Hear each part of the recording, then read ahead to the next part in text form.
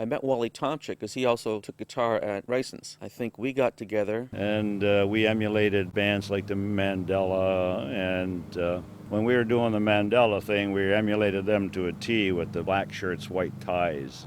That led to J.R. Flood. Then Brian came in. Brian was like a real ball of fire. He was always on the move. He was always talking. He was always going. He was a go-getter. So he was a good guy to have as an agent and manager. He was managing us prior to Image, during Image Artists, and then created Headline Entertainment. He was an extremely good manager. He promoted the band. He understood what he needed to do to get the band out in the forefront, promoting concerts. Brian was a very effective manager. That's the first time I saw the Santana album, I think, and Brian introduced it to us, and we went off and did a lot of Santana, and that's when Neil ended up doing his drum solo and Soul Sacrifice. That seemed to be a big hit. We practiced 4 or 5 times a week in the basement of Paul Dickinson's parents' home, and we could only practice up until his dad got home from work. So they had a shot. That's when they started getting into playing more of the Blues Image type of stuff. Actually, they played with Blues Image when I was with them. J.R. Flood, we did a demo. I believe it was the RCA studios in Toronto. If I'm not mistaken, it was called Toronto Sound Studios. I know it was 1970, but I couldn't tell you what time of year. It might have been July. we set up as a band, and it was all recorded as a band. And just quick few takes on each one.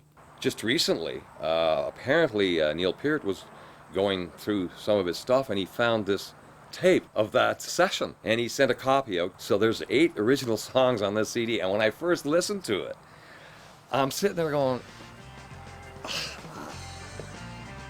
don't remember this.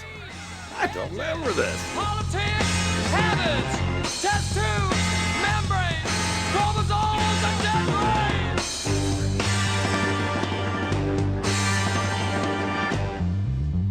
You better run.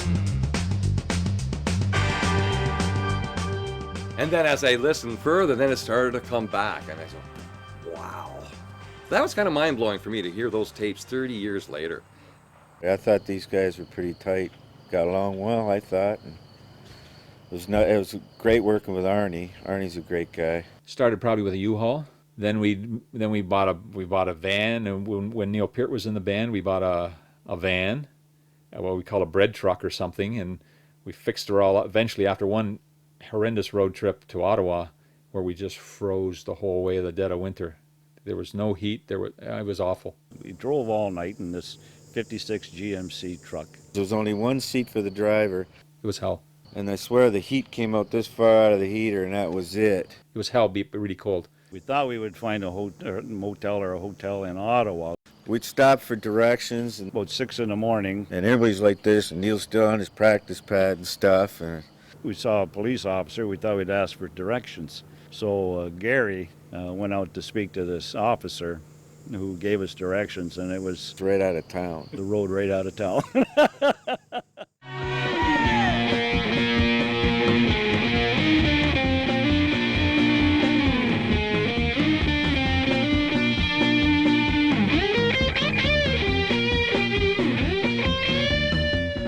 The Looking Glass was a powerful band. Everybody in that band was totally dedicated. We didn't go much further than Toronto, New York area at that time. You didn't really have to. The Looking Glass was a hand-picked band. Ron Metcalf handpicked the musicians. We did a whole range of material because Ron Metcalf's vision for The Looking Glass was to be not just a band. He wanted a show, and it was like a well-paced show. You know, there'd be highs and lows, peaks and valleys all the way through. You know, we had to live, and so we kept it basically whatever was on the charts. Although we were writing and trying to get into our own original material so we could record. Later on, you know, as the group progressed, we sat down much more often and started to write. A few of those original songs were written by Pete DeWanick, Stewie Fargo, and Steve Hogue. They were all nice songs. They were commercial tunes in those days, a little bubblegummy. That was under Ron Metcalf, and we recorded that. We were with Nimbus 9. We actually did some recording with Jack Richardson and Ben McPeet. And Bob Ezrin was an engineer in those days. He was actually just learning.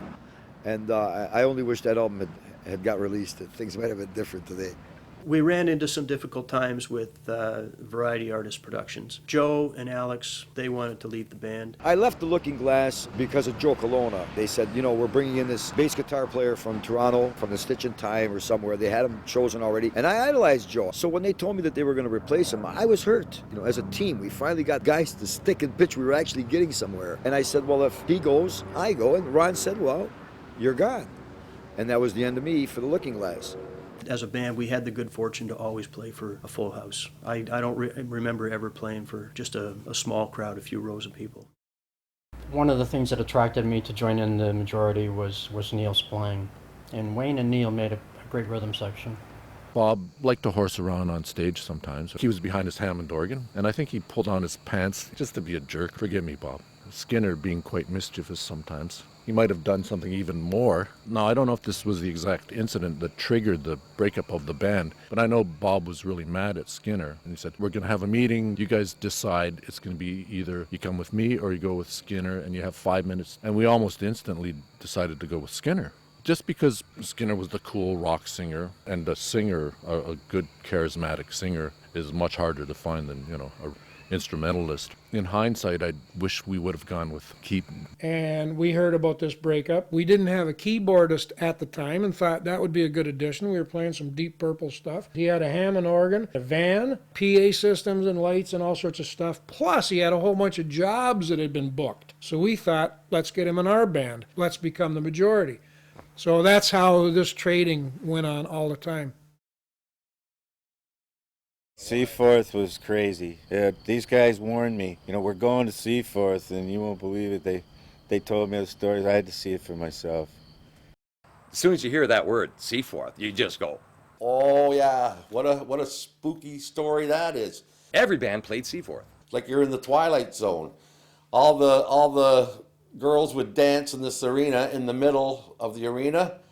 But the guys, all the guys who walk around the outside, continuously just circle the hall. We used to say they slide around in a circle the whole night. Walk in a giant circle around the boards of the arena all night long. All night. Yeah, could never figure that one out. It was a strange gig. And if the odd one gets hammered enough or nervy enough, they want to play the drums. And it was always, let's beat up the band afterwards. Or they want to fight you, or they wait for you after to have a fight. So the last thing that we packed into the trucks were the mic stands, in case you had to swing them. And by the end of the night, you know, we were getting looks. There's only a couple of times I had to swing them. Never hit anybody with one. So we just hurried like hell to get out of there. It was a ritual to these guys. You know, the band comes in, let's beat them up, sort of thing.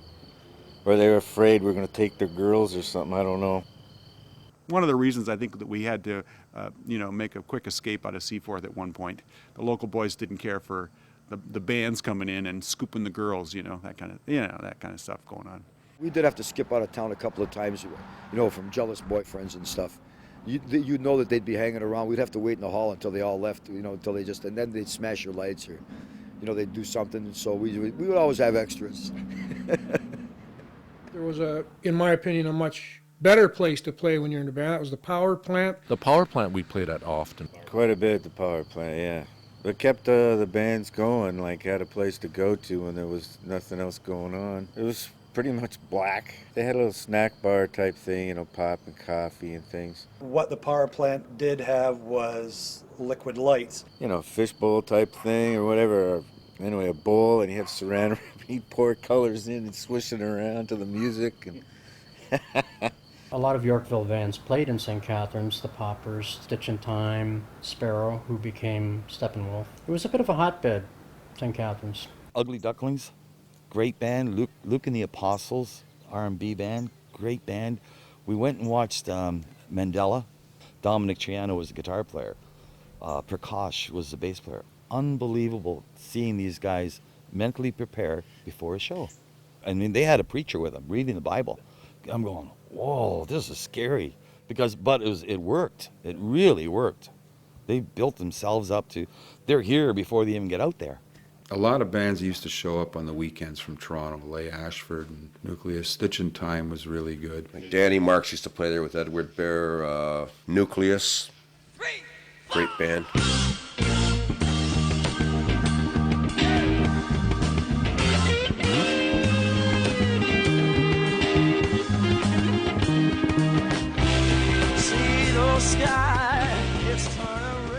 Those bands out of Toronto were big influences, not just on me, but I think a lot of musicians around here. The audience was full of musicians, local musicians, when Nucleus or Lee Ashford played. But after hearing a band called Nucleus from Toronto, we opted for an image change and a name change. Well, I used to idolize like when Lee Ashford was around, Gord Wazik. I thought he was a great guitar player. I always liked him. When Nucleus, Screaming J.R. Richardson, kind of look up to him and see what they do. There's a band called Bush that had Dominic Triano in it, and Roy Kenner and Whitey Glen. Those guys were really good. They seemed to have something. They had this R&B flavor to them that I don't know where they were getting it from. There was always an English sound to most of the bands around here, whereas in Toronto that wasn't true. There was almost like a Toronto sound. It was different. It was kind of funky, bluesy rock. It wasn't the stuff you were hearing on the radio. It was a bit intimidating sometimes when we played the Broom and Stone and places like that. I mean, we'd be the only psychedelic type band to appear in following Roy Kenner or something, or Georgie Oliver.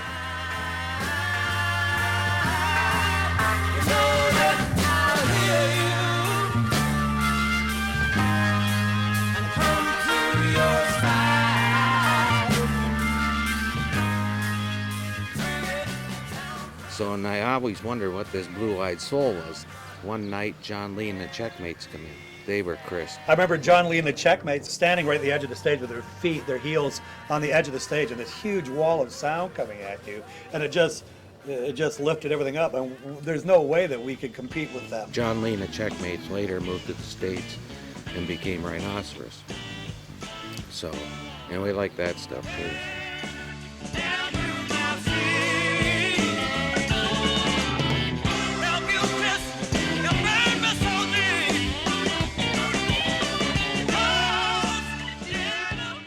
What I found different later when I was playing in Toronto bands was, say later on in the Hunt, Greg Godovitz would show up. He'd come on and do an encore with us at the Gasworks. Kim Mitchell, he'd be out, he'd come up, play a tune. Where here, like you'd be friendly enough with everybody, but it was always like, oh, it's us and them. Another Metcalf stroke of genius. At the Fairview Mall, they used to have a little stage in the center of the mall. On every weekend, they'd have a band. One of the bands would play on this. You got to remember, we're 16 years old, and we walked out like 7 o'clock on a Friday night in the Fairview Mall, and the place was full of kids, and we walked out, and it was like we felt like we were the Beatles. They just screamed. And we got up and we played our half-hour set, and it didn't stop screaming. You can't ever forget that. It gets in your blood, I think. Or maybe the McCoys in Kitchener. That was huge. We kind of shared a dressing room area, and they tuned up their guitars. I had a little tune-up amp. Rick Zeringer put his cigarette on it, so there's a cigarette scorch mark, courtesy of. And what name did you just say? Zeringer with a Z, yeah. Yeah, John's got original autograph. Yeah. Rick Zeringer. The Mod Beats played the same job. The kids, ourselves, the Torquays, and the McCoys. First time I ever saw a drummer stand up and play. That's right. Do you remember that? Yes, yes. The whole time. At Glenbriar Roller Rink in Kitchener, Rick Derringer and those guys. They had Hang On Sloopy was their big hit then, and we opened for them. Actually, the Mod Beats were on that show too. The Toronto Sound Show. Young Rascals concert, the Birds concert. Well, we McCoys. Yeah, the McCoy concert. Barbarians. Yeah, we played with all those bands. The Wilson Pickett show in Hamilton, I'll always remember, because the guitar player was Jimi Hendrix, which we got to meet. Told you that story, but we won't go into that one. And I'm meeting Hendrix a couple of years later at the coffee house. Like, that's pretty awesome. I don't remember the Wilson Pickett one so much, but the McCoys, they drove into the arena, and not many people noticed because we were in the middle of our grand finale. Enjoyed that. We played St. John, New Brunswick. We got the strobe light going. Well, the place just went totally bananas. Wouldn't let us off the stage. And fans are yelling and screaming. And of course, no, you're 17 years old and this is happening. Man, I'm a rock star. This is it. I've made it.